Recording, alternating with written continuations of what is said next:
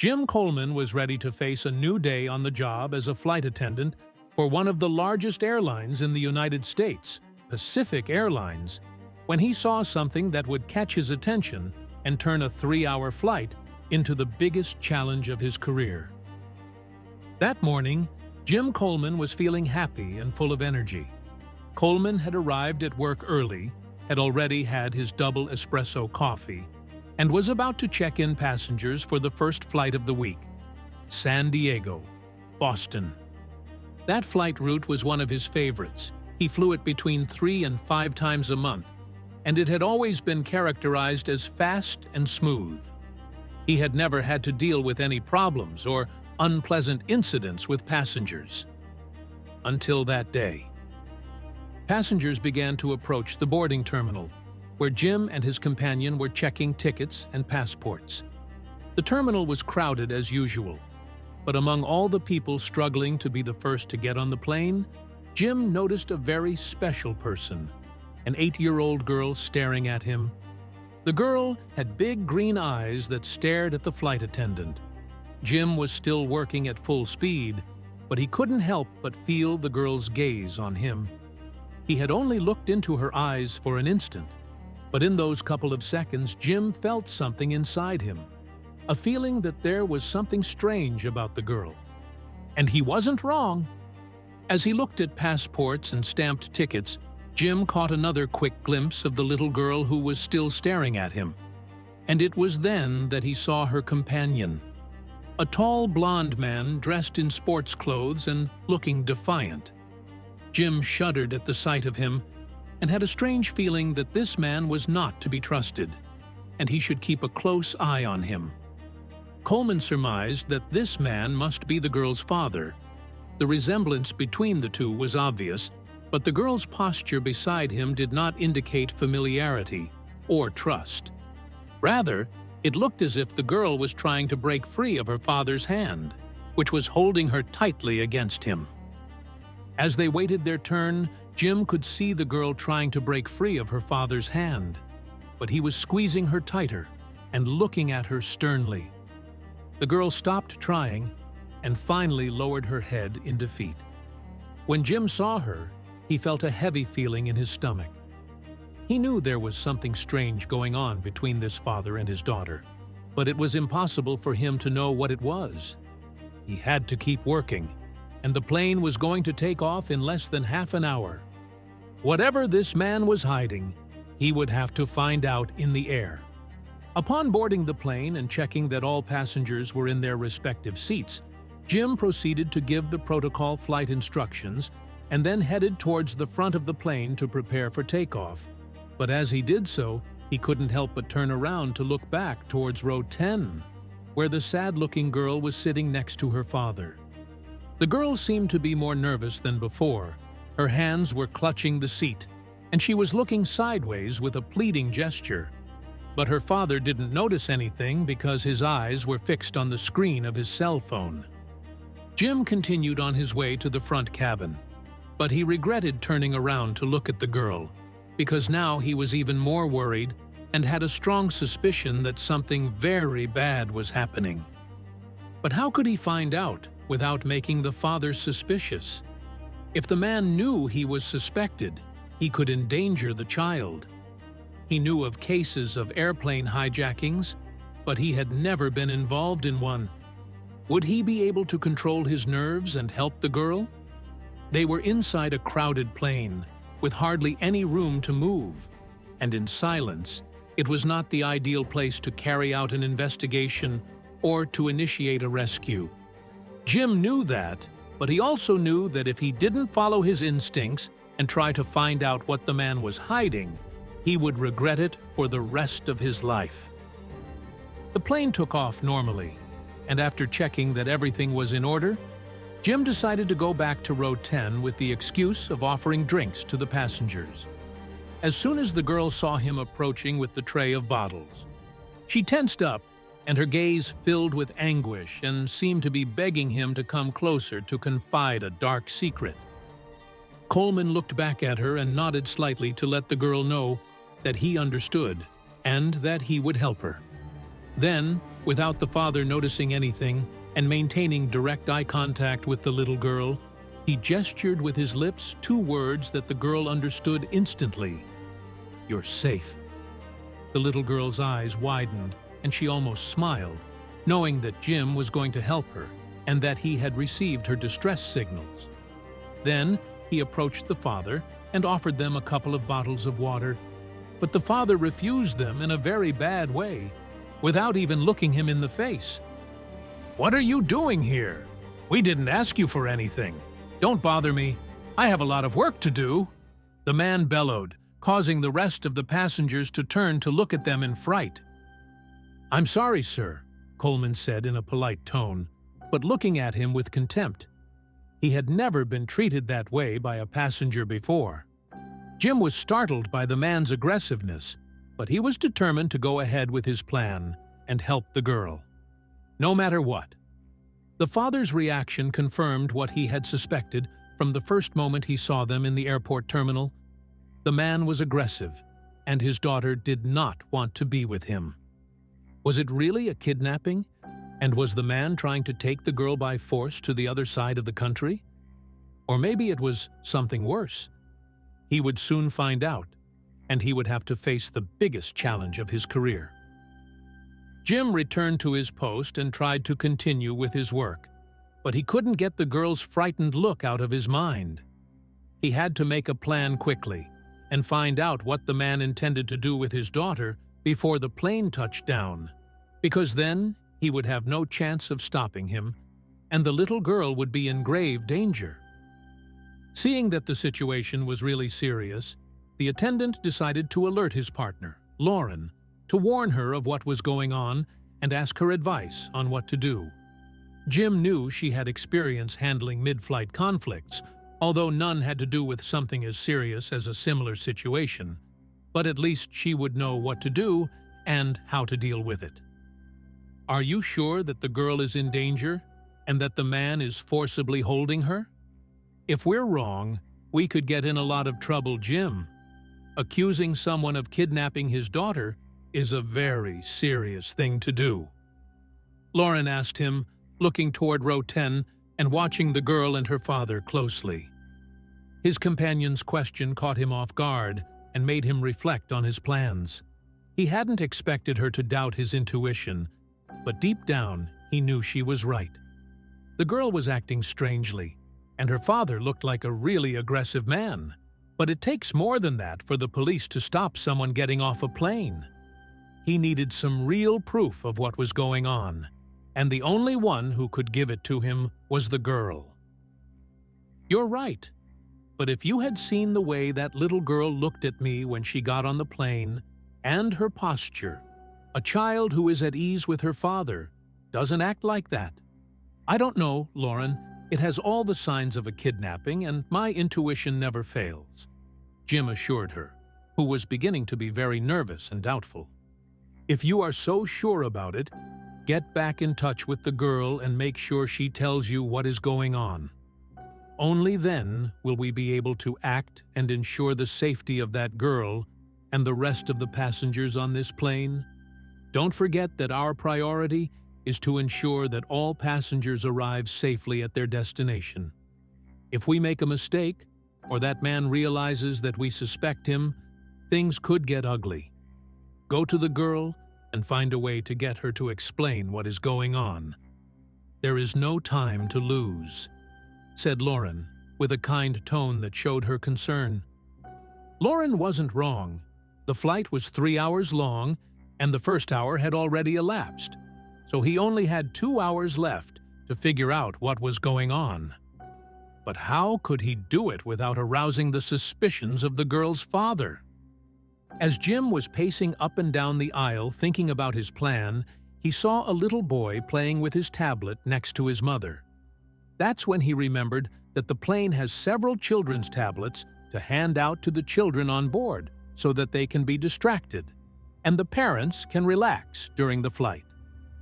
"Why didn't I think of that before? I'll use the tablet to communicate with the child, so the father won't notice anything," said Jim euphorically, running to the cargo compartment where the devices were stored.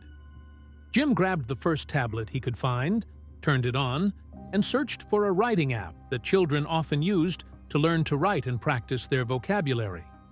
Then, with his heart beating fast and making a huge effort to stay calm and appear composed, he walked back down the aisle and made his way to row 10, where the girl's father was still staring at his cell phone screen while the girl was still fidgeting in her seat and looking sideways.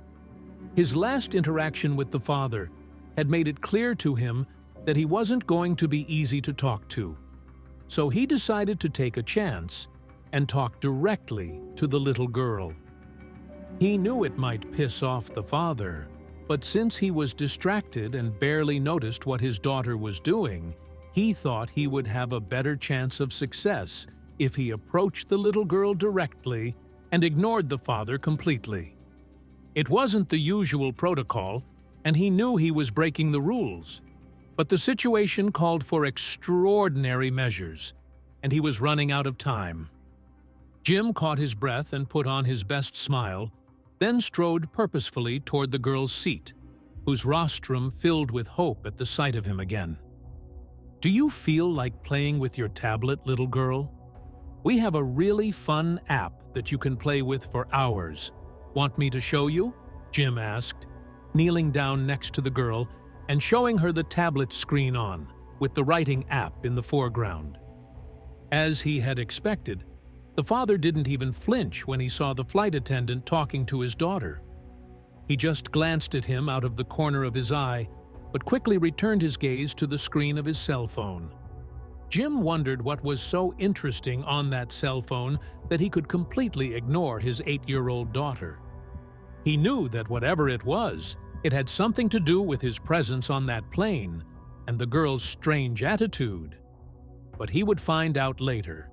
Now he had to find a way to communicate with the little girl. The girl looked at him with anxious eyes, and without saying anything, she started typing on the tablet as fast as she could. Jim stood beside her waiting, acting normal as he checked the lights in the hallway and the temperature of the air conditioner. Finally, the girl finished typing and held the screen up to him so he could read what she had written. Jim bent down and read the girl's message. What was written there made his blood run cold, and his worst suspicions were confirmed. "My dad is bad. He kidnapped me and hurt my mom at home. I didn't want to come. He always does bad things. My name is Hillary Swan, and we live in the La Jolla neighborhood. My house is very close to the ocean.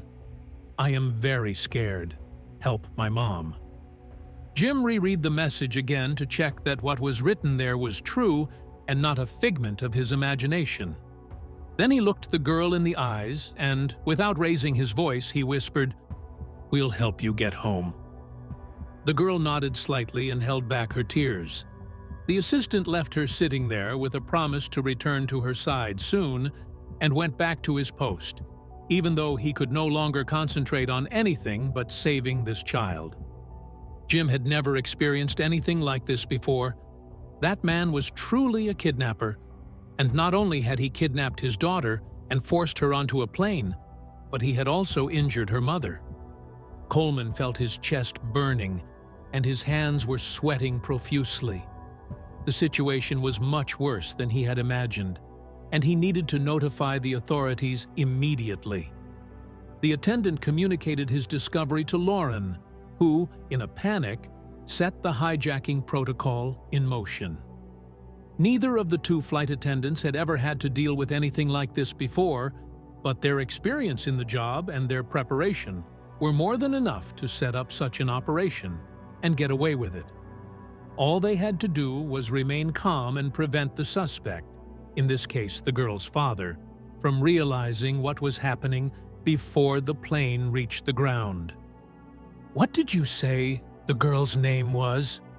Lauren asked nervously, trying to remember everything her partner had just told her. "Hillary Swan. She's 8 years old and lives in the La Jolla neighborhood of San Diego. She said her house is very close to the ocean. I'm sure she lives in one of the houses near the bay. I don't think it would be too hard for them to find her." "It's a small neighborhood," said Jim, getting more and more nervous and looking at his watch.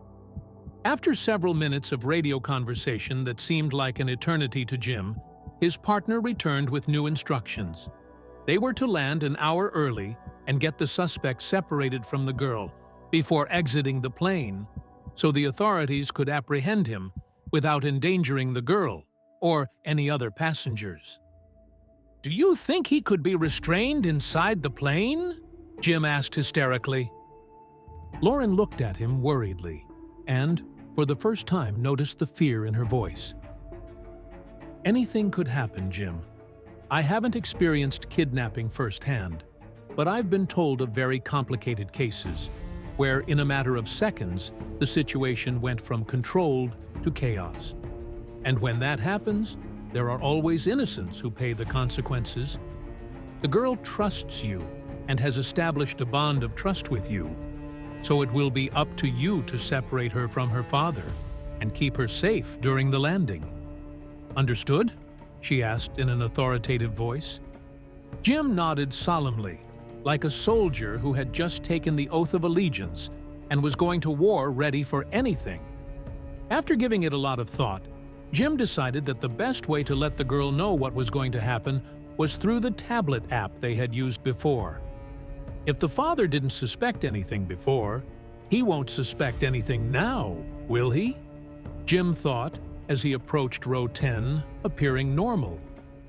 Hillary smiled at the sight of him again, but Jim waved a hand indicating that she should remain silent and then pointed to the tablet.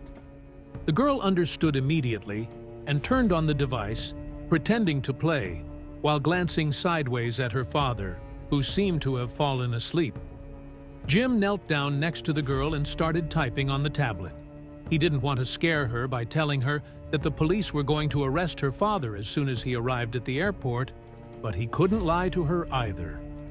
"When the plane lands, you are going to come with me and get away from your father as fast as you can. I will give you the signal. We haven't heard from your mother yet, but they're already looking for her. Stay calm, and everything will be all right." The girl looked at the screen and couldn't help but wince in her seat as she read it. She looked at the assistant with eyes full of distress, but Jim was quick to wink at her to reassure her and make her feel that he had the situation under control. The girl nodded and smiled slightly. She was terrified, but didn't move from her seat and did everything Jim asked of her without complaint. Jim watched her from a distance as he continued with his assistant duties and made sure everything was going according to plan. The girl's father had woken up again, but was still as distracted as before, so there was no reason to believe that he suspected what was about to happen. Suddenly, the plane began to descend sharply, and the pilot's voice announced over the loudspeaker that in 15 minutes they were going to land to solve a technical problem that prevented them from continuing to fly and follow the usual route. The time had come to act and put the rescue plan into action.